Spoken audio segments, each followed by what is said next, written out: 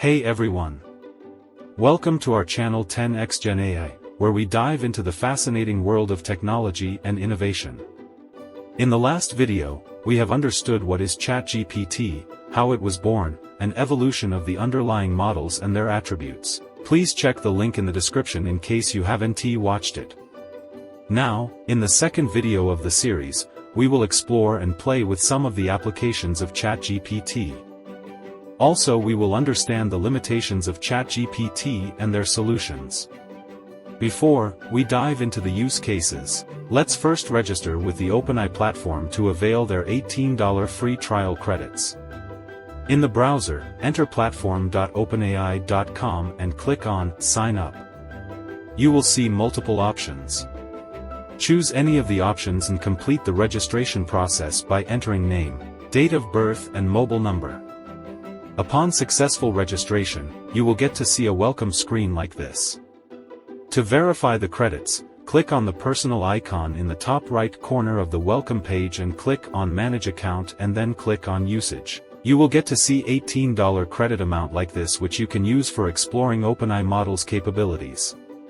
Remember that the free trial is valid for the period of 3 months post which the unutilized credits get expired.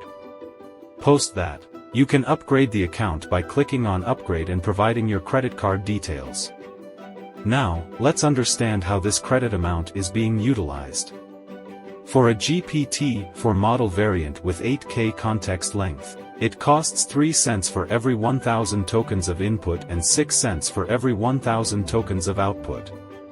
Whereas for 32K variant, it costs 6 cents for 1,000 tokens of input and 12 cents for 1,000 tokens of output. GPT 3.5 Turbo models cost little less compared to GPT-4. For a model with 4K context length, it costs 0.15 cents for every 1,000 tokens of input and 0.2 cents for every 1,000 tokens of output. Whereas for 16K variant, it costs 0.3 cents for 1,000 tokens of input and 0.4 cents for 1,000 tokens of output. Recall that 1 token is roughly equivalent to 4 characters in standard English. Please note that GPT-4 model is not available for free trial users. Now let's check on some sample use cases. Click on the Overview tab of the page and then click on Examples section. Or type platform.openai.com/examples in the browser. You will land in the examples page where you can see many sample use cases provided by OpenAI. These examples are categorized into 4 categories: extract, generate, transform and code. Extract category contains examples to extract information from a given piece of text. For example, keyword extraction. Generate category contains examples to generate text based on the given text. For example, summarize the text. Transform category contains examples to transform the given text into another language. And finally, code category contains examples to generate code for a given text. Let's check few examples from here. As our first example, let's take this use case, summarize for a second grader. Simplify test to a level appropriate for a second grade students. When you click on this, you will find a description of the use case and you will find a prompt section where you see 2 different prompts, one is system prompt and the other is user prompt. Under system prompt you will give content to describe what the system is intended to do. In this case, the system prompt is, summarize content you are provided with for a second grade student. The user prompt is used to give the content that the model has to summarize. And down here you can see the sample response from the model. And, if you scroll down, you will find code for API request in Python. Also you can find the code for Node.js and curl command. We will execute this piece of code using Jupyter Notebook in a while. Before that, let's run this example through a playground. OpenAI has provided a feature called Playground to experiment with these examples. You can also play with your own example use cases. But remember, this is going to use your free trial credits. So when you open an example in the playground, on the left-hand side, You see a system prompt, and on the right-hand side you see the user prompt. Let's submit it. This is the response from the underlying model, which is the summarized content for a second grader. On the right-hand side you will see different parameters to tune. We will discuss about these parameters in a little while. Let's take few more examples and run them through the playground. This time we will take this example, explain code. It says, explain a complicated piece of code. It has given a system prompt and a user prompt with the code. Let's run it in the playground.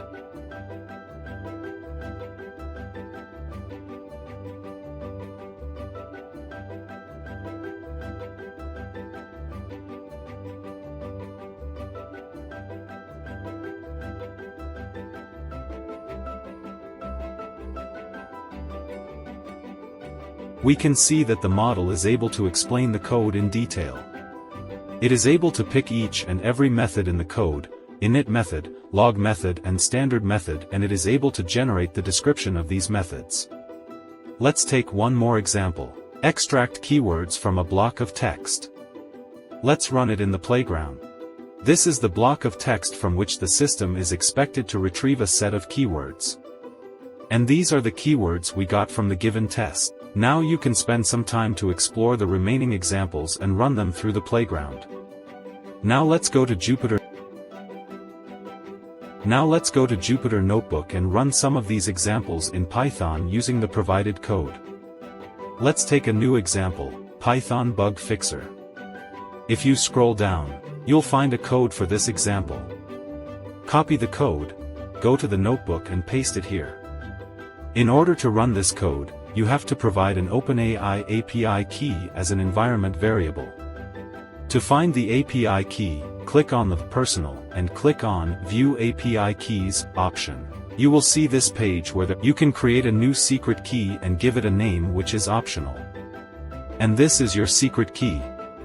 You can copy this key by pressing on the Copy button and click Done. Now go back to your notebook and create an environment variable for the API key.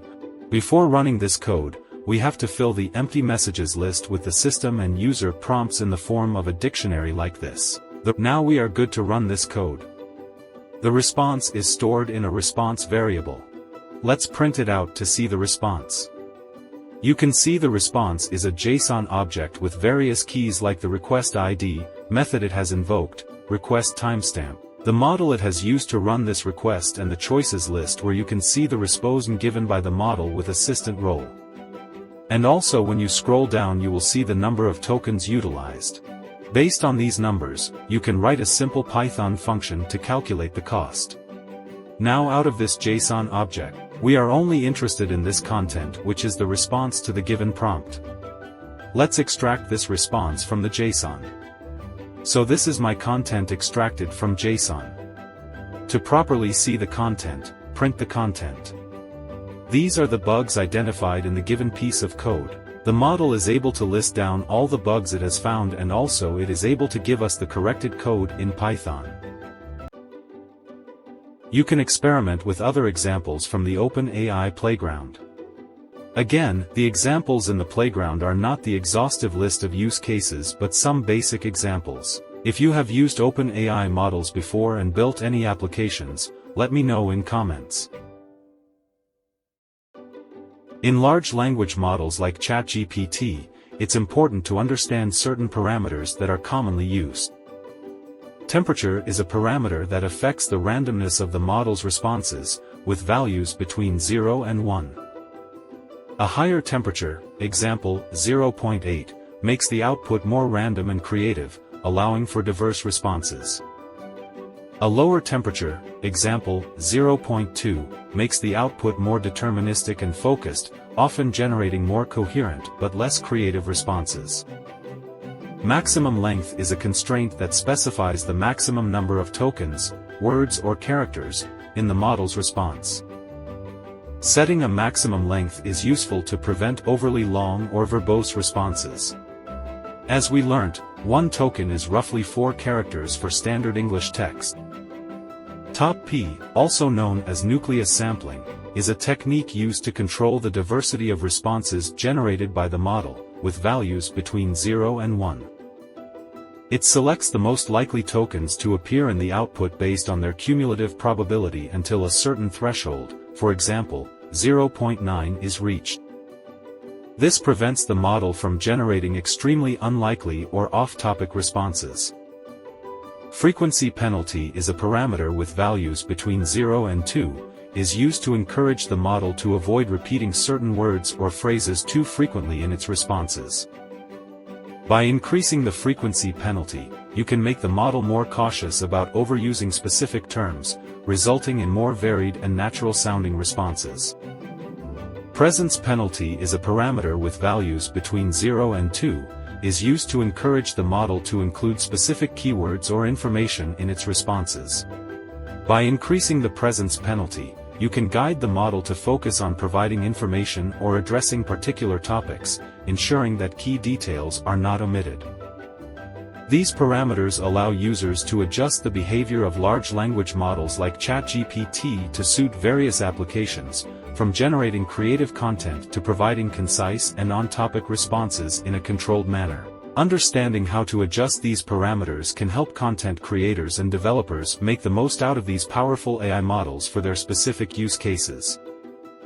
While ChatGPT is undeniably impressive, it's not without its limitations. So, let's dive right into it and explore these limitations in detail. Our first limitation is that ChatGPT cannot access the internet. ChatGPT cannot answer questions related to recent developments or any data after its knowledge cutoff date. So, while it's a great tool for general knowledge, don't count on it for up-to-the-minute insights. Another key limitation is that ChatGPT cannot answer for your private data. It doesn't have access to personal data about individuals unless it has been shared with the model during the conversation. It's designed to respect user privacy and confidentiality. Another significant concern lies in the realm of security issues. With ChatGPT, any private or sensitive information you share during the conversation travels across the internet. While ChatGPT is designed to forget this information and not store personal data, the fact that the data traverses the internet could potentially raise security concerns. It's important to remember that while robust security measures are in place, inherent risks associated with data transmission over the internet always persist. Therefore, it's crucial to use ChatGPT responsibly, ensuring that you only share necessary information and avoid disclosing highly sensitive or personal details. ChatGPT also has limitations regarding context length and token limitations. It can only take into account a certain number of tokens. If a conversation exceeds this limit, some of the earlier parts of the conversation might get cut off. Then there's the issue of pricing. While there is a free version of ChatGPT, usage beyond certain limits is not free, which may hinder its accessibility for some users. And finally, the need for fine-tuning. If you need to use ChatGPT for very specific use cases, you may need to fine-tune the model. Fine-tuning involves training the model on a specific set of data to optimize its performance for a particular task, and can be time-consuming and highly resource-intensive. Remember, understanding these limitations can help us better utilize these tools and contribute to their evolution. If you have any experiences or thoughts to share about these limitations, drop a comment below. Now, we're going to delve into some solutions that can help us overcome these challenges. First off, we discussed that ChatGPT cannot access the internet for real-time data. But worry not, the LangChain framework comes to the rescue. LangChain provides tools and toolkits that can help search the internet for any recent developments, offering a potential solution to this limitation. I will discuss about this framework in more detail in an upcoming video. Next, we highlighted how ChatGPT cannot answer for your private data. However, a technique called Retrieval Augmented Generation, or RAG, can help here. RAG combines the strengths of both retrieval-based and generative systems, allowing the model to pull in information from external sources when necessary, while still maintaining control over the generated content.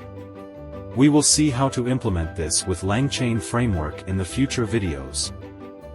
When it comes to security issues, solutions like Azure's OpenAI service or using private, open-source large language models could be your answer. Azure offers a secure environment for running AI models. Additionally, using private, open-source models gives you more control over the data and its security. Then, there's the issue of pricing. While ChatGPT or OpenAI service may require payment beyond certain limits, the good news is that there are private, open-source large language models available. Hugging Face is a hosting platform for all open-source large language models. These models can be a cost-effective alternative, providing similar capabilities without the hefty price tag. And finally, the need for fine-tuning while maintaining security of your data. Hugging Face Auto-Train, which is a no-code tool for fine-tuning state-of-the-art models, is a great solution here. With Auto-Train, you can easily fine-tune open-source large language models on your own data. Once the training is done, you can download them and use them anywhere you want. For a limited number of samples, you can train your models for free. Before you start training, you can see the estimated cost of training. That wraps up our discussion on ChatGPT use cases, limitations, and some workarounds for overcoming the limitations. We hope this video gives you a better understanding of how to leverage these models effectively. If you have any other solutions or experiences to share, please drop a comment below. And if you haven't already, remember to subscribe for more tech insights. Stay tuned.